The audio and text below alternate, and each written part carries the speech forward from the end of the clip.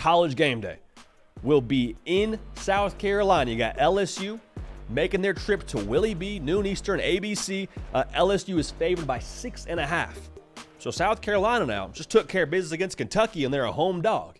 You don't think Shane Beamer's going to find a way to manufacture and kind of utilize some of that juice?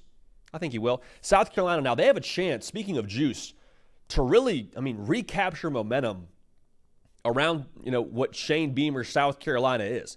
Because remember in 2022, they finished that year with 2 top 10 wins. They beat Tennessee, they beat Clemson, and we're all like, Shane Beamer's that guy. Like South Carolina could be a force in the SEC. It felt like they were really on this upward climb. Last year happens. They underachieved relative to expectations. Now a lot of people are like, oh man, is he the right guy with South Carolina? It's so funny how fickle momentum is.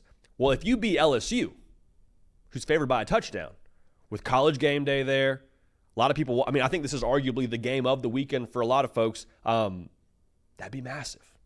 Both optically, in a literal sense for your football team, for recruiting. This is a chance now, I believe, for Shane Beamer and this team to recapture momentum, reignite the fire around that program, and be able to utilize it in a number of ways. On the recruiting trail, like I mentioned, but also just for this team in this season.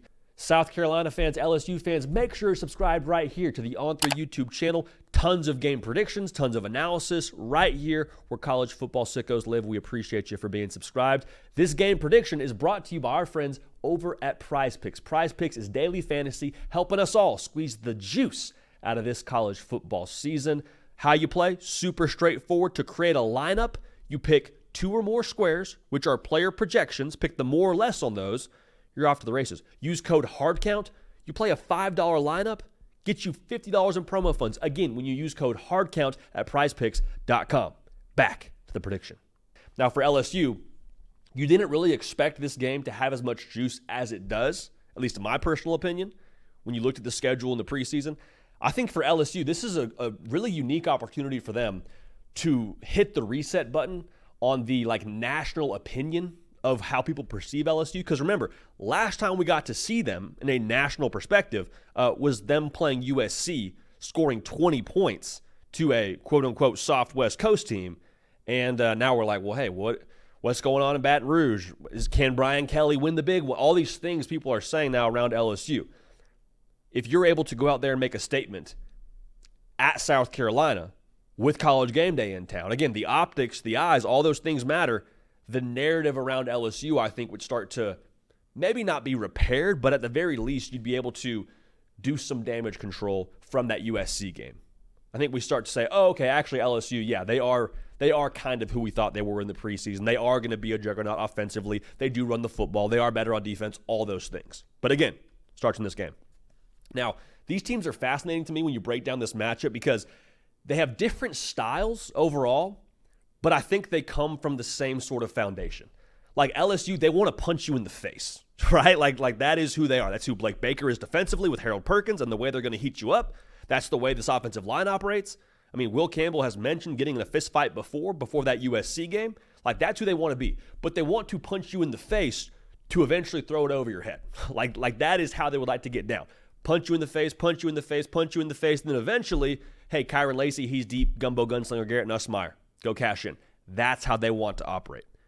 In a similar sense, South Carolina, they want to punch you in the face just so they can keep punching you in the face. Like they're a 65% run the football kind of team through 2 games of this season. Lenora Sellers, is an absolute man-child back there playing quarterback. What they want to do is be able to get to a situation where the picture is a lot more clean for him to eventually throw the football, but it's not so much of we want to push the ball deep every single time. It's we want to be able to keep you off balance so we can then keep punching you in the face with Rocket Sanders. We can get versatile in the run game with Lenora Sellers and the quarterback design run game. So that's kind of the way they want to live. Again, both these teams want to beat the crap out of you, all right? And that's pretty much how they want to operate. So we'll know if LSU is having success in the face-punching part of this game with where they're living on third down.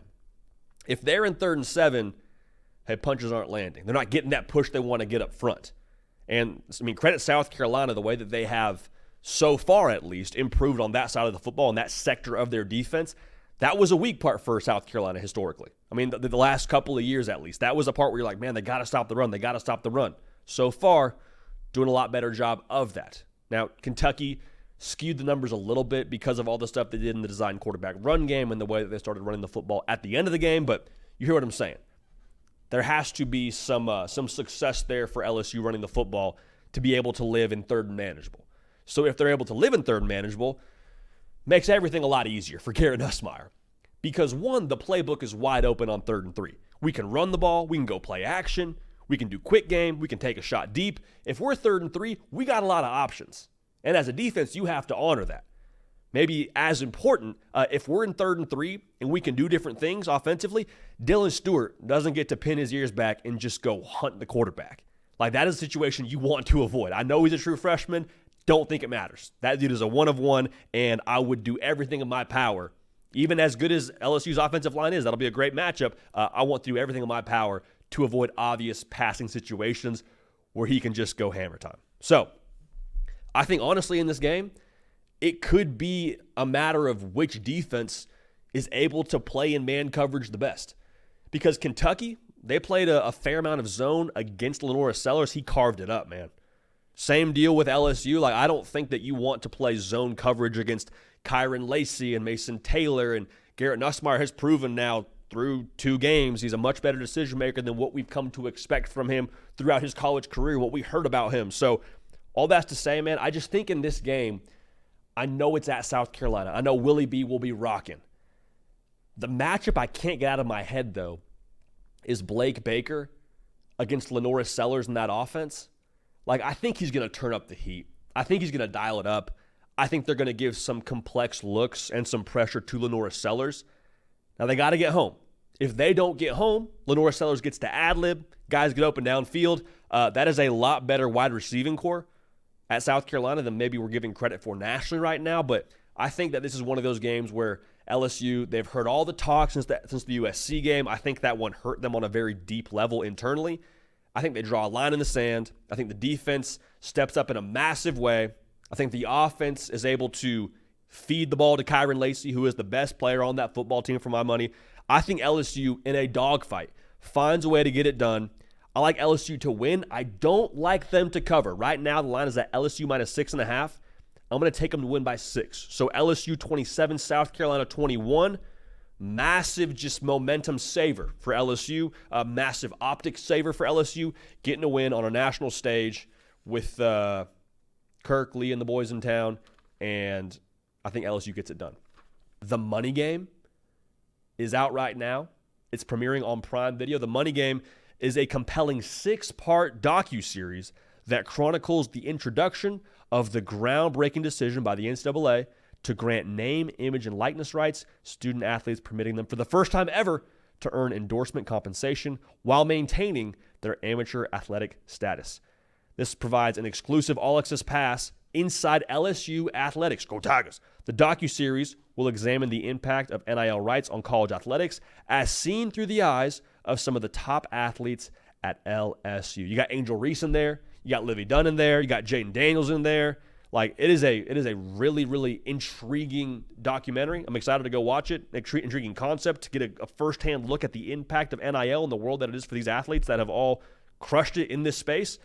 From executive producer and LSU alumni Shaquille O'Neal, The Money Game premieres today. It's out. Go check it out. 6-part docuseries exclusively on Prime Video. That is linked to the description of this show. So go check it out there and let us know what you think, man. Because I cannot imagine just being a college athlete in the NIL world, period. But to be one of those individuals, to win the Heisman Trophy during NIL, like, unreal. So go check that out on Prime Video. Again, it's out today. Go binge it. And excited to hear y'all's thoughts. Hey, y'all. Thanks so much for watching. Subscribe to the channel here to make sure you don't miss an episode of The Hard Count. Also, be sure to check out other videos on the On3 YouTube channel.